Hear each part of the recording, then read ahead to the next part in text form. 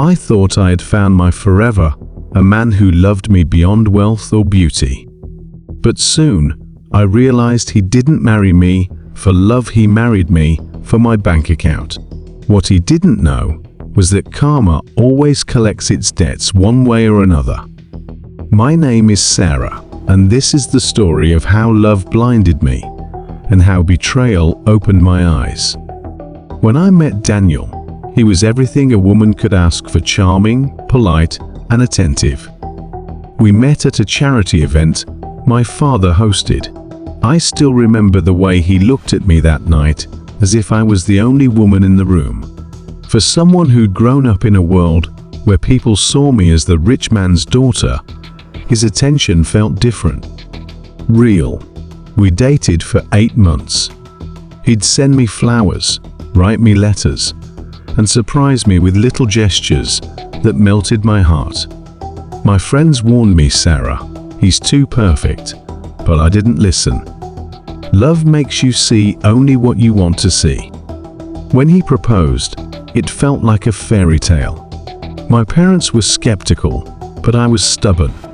"I love him," I told them. "He's not after money." They gave in reluctantly. For a while, things were perfect.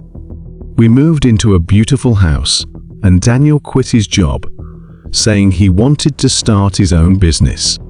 I supported him completely, emotionally and financially. Months passed, and he never started anything. Instead, he started spending more time out meeting investors, he said. Then the red flags began. He became distant. His affection turned cold. I'd catch him on phone calls, whispering, then hanging up as soon as I entered the room. My gut told me something was wrong. One day, while cleaning, I found a letter tucked inside one of his old jackets. It was from another woman. "Can't wait for this to be over, so we can finally live our dream life together."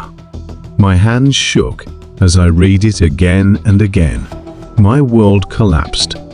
That evening, when Daniel came home, I confronted him. "Me? Who is she?" Daniel laughs nervously. "What are you talking about?" "Me? Don't play games." I found her letter. He froze. His silence told me everything. Finally, he sighed and said the words that broke me. "You were never supposed to find out. You have money, Sarah. I needed a way out. She's the one I really love." I couldn't breathe.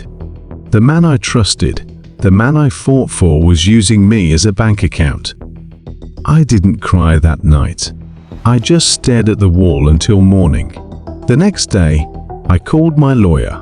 Quietly, I began moving assets out of our shared accounts. He didn't notice, too busy spending my money. 2 weeks later, I set up a little surprise. I invited him to dinner, told him I wanted to talk about our future. He showed up smiling, wearing the watch I bought him, acting like nothing was wrong. Halfway through the meal, I slid an envelope across the table. "You should open it," I said. Inside were divorce papers and proof that every account he had access to was now frozen. His face went pale. "Daniel, what the hell is this?" "Me, Karma, Daniel. She always shows up when you least expect her." He tried to act sorry, but the truth was out. The woman he cheated with. She left him a month later, when she realized he was broke. A year later, I heard he was working as a waiter in a small restaurant downtown. I walked past one evening. Our eyes met. For the first time, he looked small, defeated. I didn't hate him anymore. I just smiled softly and walked away. Because in the end, I didn't need revenge. Karma had already done the job. When love is built on lies and greed, it always collapses, and karma never misses its turn.